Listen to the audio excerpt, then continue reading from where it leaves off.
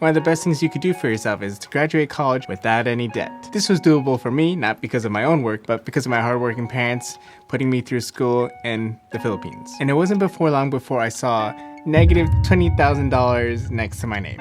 In this video, we're talking about the debt that I got into, how I crawled away from it, and how you can avoid doing the same thing, because who wants to be in debt?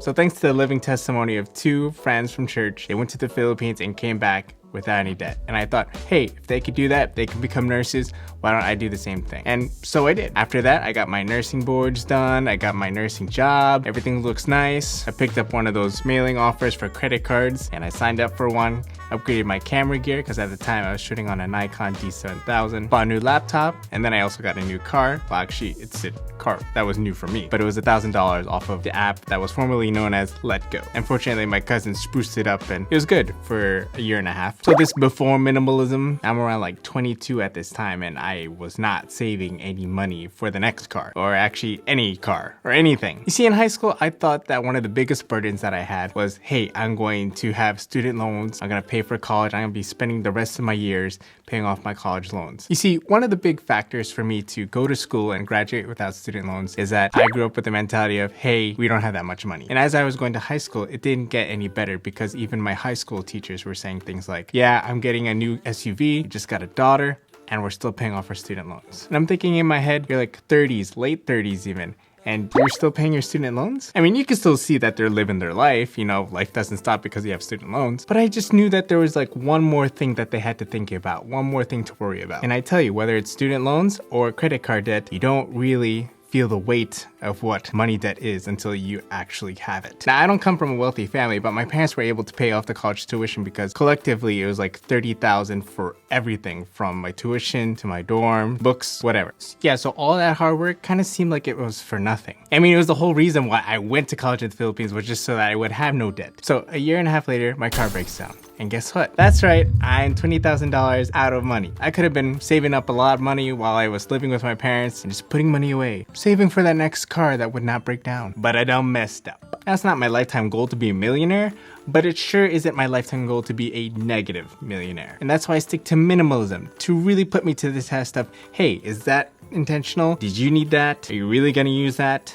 You know, put some backbone and some structure between my decisions, especially the financial ones. There are two lies that kept me from being debt-free. You need the gear first. Before starting this whole YouTube journey, I did a couple weddings here and there, like it was like less than 10. Less than 5 even in 1 year. And I would buy lenses, buy cameras. I had FOMO thinking, oh, I need this lens, I need that lens. I didn't get paid much at all to even cover the cost of whatever those lenses would be. I didn't even think that I would be renting them. I thought I would be using them more, but I didn't. After I started my YouTube journey, I bought less gear and focused more of my time, my efforts into actually putting the videos together and being creative. I worked a decent amount of overtime last year, whether it was by my choice or because we were short-staffed. Whatever the reason, what I did with that overtime money was not put it away for savings or save for the next thing for the next year, but rather I spent it right on camera gear. I continued to buy and sell and lose money in between each of those transactions. It wasn't wise, but I just kept telling myself in the back of my mind that I needed the gear before I can even start this. But I tell you, I started this whole YouTube journey from my first DSLR camera, and I've upgraded maybe more than 10 times with different kinds of cameras. I would say that I produced the most YouTube videos with my first camera than all the cameras that I bought in between that camera and this camera.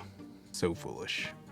I ended up spending more time on gear and less time being creative. But now I'm being more creative with my time, and I'm spending less time on searching for the next gear that I ought to be purchasing. Now that I'm living on my own, I am realizing very late that I should have been saving from the get-go. I should have been saving from month to month, paycheck to paycheck, instead of living from paycheck to paycheck. I should have been putting away car payments from the beginning, even if I didn't have any. The truth is, you don't need the gear first. You just need to make the videos first. And you especially can't make the videos if you don't have the time, which I continue to throw away at work just to pay for the things that I didn't need. Lie number 2, you don't need a budget once you're out of debt. Now, it's not that I've ever heard that before, but it's something that I kept telling myself, or at least that's something that I believed. There's a lot more things that need to change in my savings. There's a whole lot of things that I need to be saving for, not just a car. Instead of looking at my budget as like, oh, I only need to pay for this thing this month or that thing next next month, I started using this app called YNAB, which stands for You Need a Budget. And in that app, I set aside money, or at least I put in categories of things that I need to pay for every year or every 5 years, whatever it may be. So instead of looking at my monthly income as something that is divvied up amongst the fixed expenses, I'm also thinking of how I could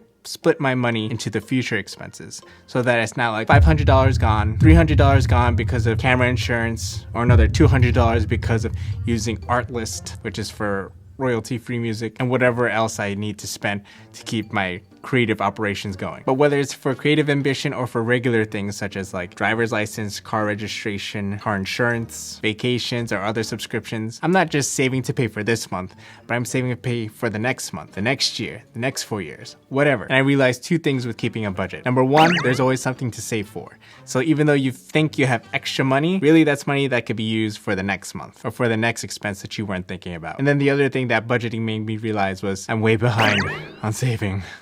The truth is, financial freedom is not a phase, but it's a lifestyle that starts and ends with your budget. So keep it. Minimalism has a lot more to do with being intentional, and that also includes my financial freedom. It's easy to fall into debt, but it's not easy to say you would fall into financial freedom, unless of course you were born into it. But not all of us are like that. So one of the biggest things about minimalism is being intentional with everything. And in this segment, it's really about your money, but not just with your money, but your time, which are 2 resources that are interchangeable. They say time is money and money is time. I spent too much of my time trying to make money working overtime. Although what I really wanted was more time, I couldn't have more time because I need money. I catch myself working long hours at work than I needed to. And I'm not doing the thing that I like to do, which is this. I'm making videos, making more creative stuff. If you're like me and you thought that you had to buy stuff, just rent. I'd rather see minus $100 for renting than seeing minus $2,000 for buying and then lose out on another $400, $300 because you need to sell out really quickly. It's not fun. Listen, I'm single now, but I know that once I get married, once I have children, I don't want to spend my time on all this little extra stuff that could have been totally avoided. All this extra time that I was spending